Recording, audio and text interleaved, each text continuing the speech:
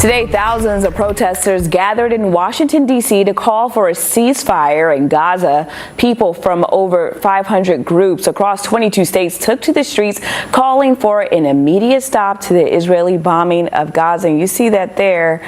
The Israel-Hamas war is now in its 29th day. Now, the conflict began with the October 7th Hamas attack, Israel retaliating with airstrikes and a ground invasion into Gaza.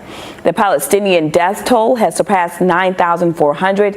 Here's ABC's Chuck Severson with the latest.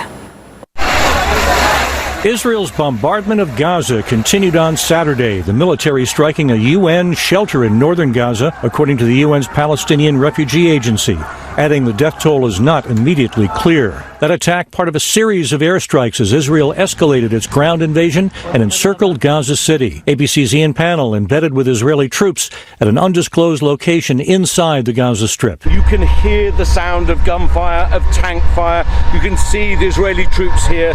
You can hear the sound of explosions and thick black smoke rising in the distance. This is one building I can show you. Obviously, something that was a civilian building.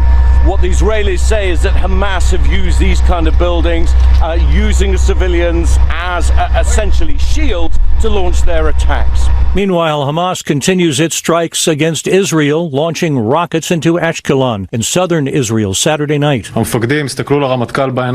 IDF spokesperson Daniel Hagari says Israel's ground forces reported that they are in control of every battle and have the upper hand. Secretary of State Antony Blinken in Jordan Saturday, meeting with 6 regional Arab leaders, reaffirming U.S. support for a humanitarian pause in fighting as opposed to a ceasefire in order to get hostages out and aid into Gaza. It's our view that a ceasefire now would simply leave Hamas in place, able to regroup and repeat what it did on October 7th. None of us can accept that.